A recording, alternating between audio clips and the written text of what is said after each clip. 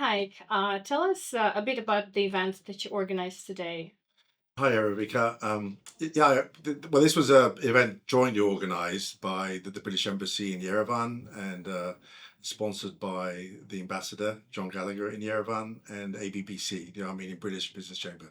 So I was just assisting on the UK side. I am the UK representative for ABBC, and to basically evolve trade between the UK and Armenia. So that was my goal in supporting their event. The main purpose of the event was really to bring a lot of insights around AI, because artificial intelligence is potentially a brand new gateway, because it's new for everybody, for Armenia and the UK to work together. So for either British companies to take their services and their innovation to Armenia and to be able to make investments in Armenia, and for Armenian companies to collaborate, invest, and work with British companies. Yeah, the main purpose of the event was to have simultaneous panels. The UK went first. I put together a panel of four great speakers, and the content was really good to talk about artificial intelligence and the opportunities to work with Armenia. And on the Armenian side, it was hosted at the Tumo Center, who was one of the sponsors, and they had a larger audience and a great panel as well. And so the event took about 2.5, 3 hours. It was some great networking, some great insights, and more importantly, some great actions came out of these 2 days. And I think you'll see that on social media as the next month or two progresses. Thank you. And are you going to host more events like this in the future? Absolutely. Well, we've hosted different types of events. We had Hague Talks, and we've had different events for different themes. But I'm certainly happy to sponsor and support a lot more events like this with the British Embassy in Yerevan.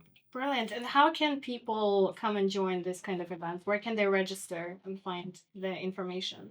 Well, that's a good question. This was a closed event, so it was invitation only, and I think we were kind of playing around with the technology too, because again, it's a bit more complicated to run simultaneous panels on video. But fortunately, we had a fantastic AV team, and that always helps. And I think we'll be looking to do much larger, larger theatres where really we can bring these two countries together to basically grow and learn about key topics like artificial intelligence, maybe about sustainability and all sorts of other high tech topics.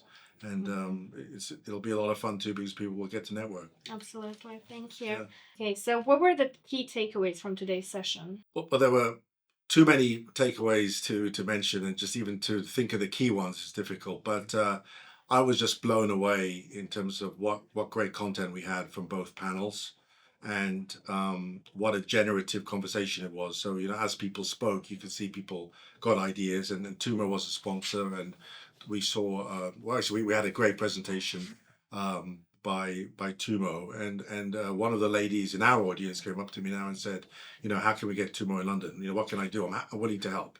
And this is not an Armenian person. This is an English person who was just so passionately taken by the idea and the concept that she wanted to do something about it. So I think the biggest takeaway was just the amount of opportunities are just endless, and the spirit of collaboration and innovation in Armenia is pretty much amazing. So from a British point of view, I think you've got a real fertile ground there to be able to make something out of nothing at a very affordable cost, because obviously the skill levels are high and the salaries are low. So you can pretty much make that your play area to innovate and run pilot projects in anything, AI or anything else for that matter. Absolutely. Thank you. And we have heard that you've just launched a brand new book. Is that right? Yeah, so I try to keep it secret, so I only post 3 times a day. But no, so, yeah, so I've been working on something for about 3 years. It's called Strategic Co-Pilot, and it's the CEO's Guide to Changing Times. And about 3 years ago, I started when a lot of this uncertainty we were talking about uncertainty, but obviously now it's even worse than ever. So it's very timely. It was released on the 26th of February, 2025. It basically is a CEO's guide to changing times around how to develop the leadership team, how to understand strategic foresight, how they should be able to monitor signals, weak signals, strong signals, and be able to react to them in very quick time.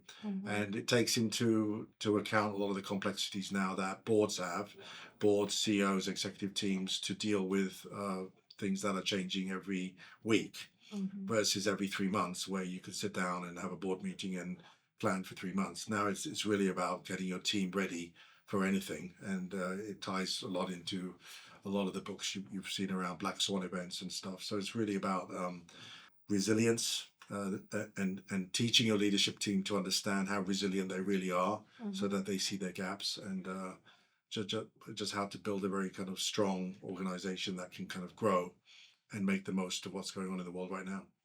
That sounds really great. Thank you so much, Haig. And we will put a link to this book on Amazon in the description of this video. So stay tuned and follow the link. Fantastic. Congratulations Well, and thank you. yeah, thank you.